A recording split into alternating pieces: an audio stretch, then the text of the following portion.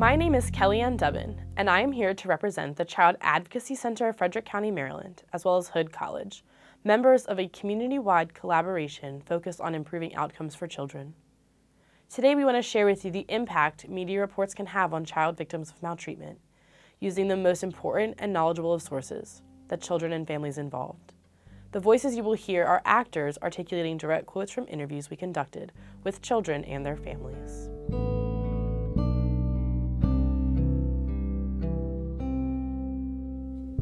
Information published by a news organization, whether newspapers, television, or internet-based, becomes public and permanent. By design, links to reposts on social media are embedded in articles, ensuring wide dissemination. It's not just that people are buying your copies. You make a link available so you can post it on Facebook for free.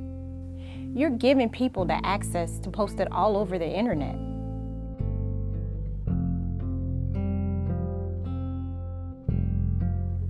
Child abuse deprives children of control over their environment. They are re-victimized when reports include information that could identify them or their family members. Children are no longer in control of when, where, how, and to whom they tell their own story. This deprives them of a sense of control, which is necessary for healing. It was in the paper, and half of what they said wasn't even true. I told my friends because the guidance counselor pulled me aside, and they wanted to know why the guidance counselor pulled me aside, so I just told them. Wounds are opened again and again. It has been almost a year since the first article, and it's in the paper again.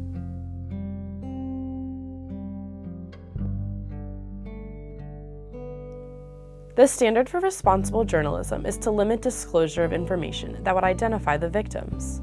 And although children are almost never directly identified, details like ages, the block, the street, or the number of children in the family sabotage anonymity.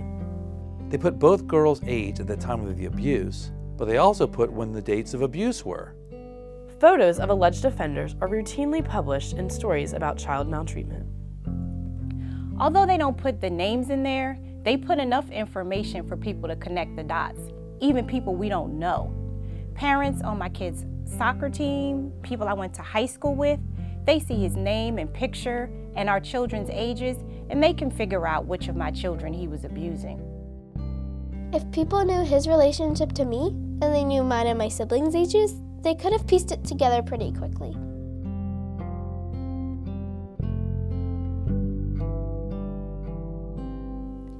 In our community, the local newspaper delivers papers to the public school system each day. This provides a rich resource for incorporating current events into curricula. It may also expose a child's victim status to their peers.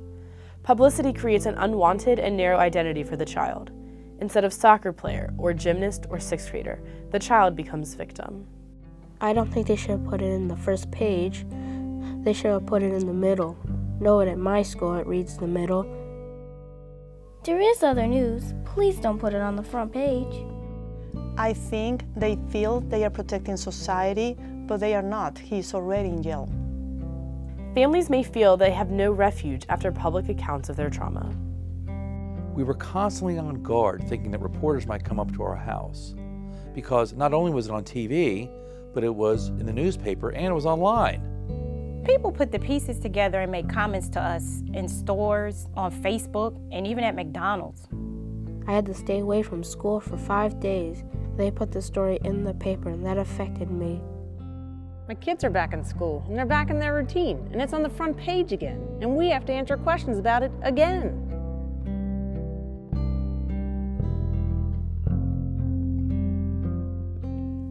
One of the most important freedoms we enjoy as citizens of the United States is the right to a free and open press. We believe important news can still be reported, child abuse perpetrators identified, and victims protected, all within the same story. I'd like to share an example of the way one newspaper has handled this balance. Quote, "This paper is not providing other details about the children to protect their identities." We need to understand that child maltreatment is far more common than most of us realize.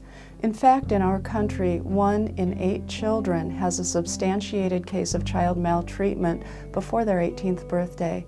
That's 12.5% of our children. That means that a case of child sexual abuse, physical abuse, or severe neglect is reported, investigated by authorities, and found to be substantiated. And that's just the tip of the iceberg. We need to act urgently to protect our children and to ensure their well-being. Child abuse causes unnecessary suffering now and sometimes far into the future. It's not just a children's justice issue, it's also an issue of the prosperity of our own communities. Journalism is a powerful resource for keeping the public informed. Please remember as you report that children have a right to privacy. Report the crime and protect the child. You can do both.